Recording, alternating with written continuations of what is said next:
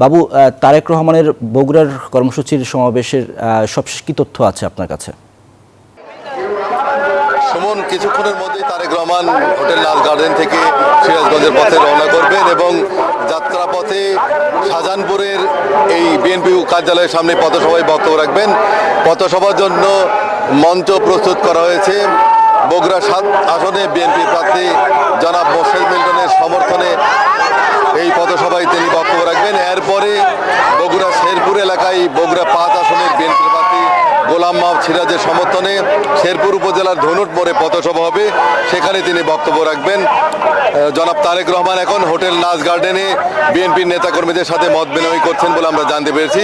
সেই মত বিনিময় সভা শেষেই তিনি সিরাজগঞ্জের পথে যাত্রা করবেন এবং ইতিমধ্যেই শাহজাহানপুর উপজেলা বিএনপির নেতৃবৃন্দ, অঙ্গ দলের নেতৃবৃন্দ, হাজার হাজার মানুষ এখানে উপস্থিত হয়েছেন তারেক রহমানকে এক নজর দেখার জন্য।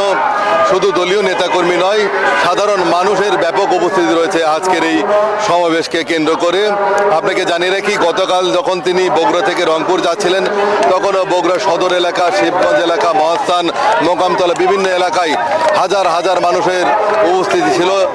হাজার হাজার মানুষ তারেক রহমানকে এক নজর দেখার জন্য রাস্তায় দাঁড়িয়েছিলেন।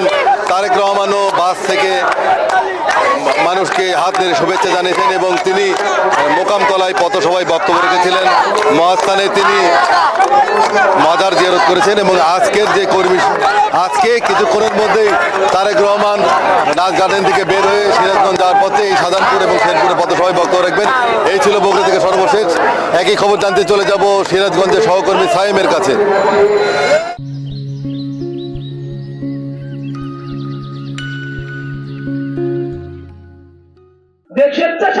দীর্ঘ ২০ বছর পর কিন্তু তারেক রহমান সিরাজগঞ্জের এই সায়দাবাদের শিল্প পার্কে এসে নির্বাচনী জনসভায় বক্তব্য প্রদান করবেন এবং তার আগমনকে ঘিরে ইতিমধ্যে কিন্তু সিরাজগঞ্জের যে নেতাকর্মী রয়েছে তাদের মধ্যে উৎসাহ উদ্দীপনা শুরু হয়েছে। ইতিমধ্যে নেতাকর্মীরা মঞ্চের সামনে আসতে শুরু করেছেন।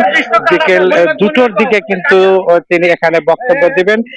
তারেক রহমানের আগমনকে ঘিরে কিন্তু আসলে যে নেতাকর্মীরা রয়েছে তাদের কিন্তু অনেক প্রত্যাশা রয়েছে। তারেক রহমান এই মঞ্চে এসে কিন্তু সিরাজগঞ্জ এবং পাবনা যে ধানের শীষের প্রতীকের প্রার্থী রয়েছে তাদেরকে পরিচয় করিয়ে দিবেন এবং সাধারণ যারা নেতাকর্মী তাদের কাছে কিন্তু আসলে অনেক দাবি রয়েছে তারেক রহমানের কাছে। তিনি যেন সিরাজগঞ্জের নদী ভাঙ্গন রক্ষা, সিরাজগঞ্জের দুগ্ধ শিল্প, সিরাজগঞ্জের তাঁত শিল্প এইগুলোর জন্য উন্নয়ন কাজ করে একটি আধুনিক সিরাজগঞ্জ গড়ে তোলেন, এইটাই কিন্তু তারা তারেক রহমানের কাছে প্রত্যাশা করছেন। পাশাপাশি আগামীর বাংলাদেশ কেমন হবে এমনটাই কিন্তু তারেক রহমান বক্তব্য দিবেন বলে নেতাকর্মীরা আমাদেরকে জানিয়েছেন।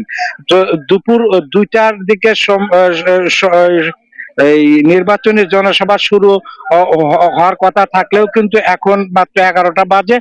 এরপরে কিন্তু নেতাকর্মীরা ইতিমধ্যে আসতে শুরু করেছে। সব মিলে কিন্তু তারেক রহমানকে ঘিরে কিন্তু আসলে নেতাকর্মীদের মধ্যে ঈদের আমেজের মতো কিন্তু উৎসব শুরু হয়েছে। এই ছিল আমার কাছে সিরাজগঞ্জ থেকে সর্বশেষ স্টুডিওতে। সাইম, আপনাকে অনেক ধন্যবাদ।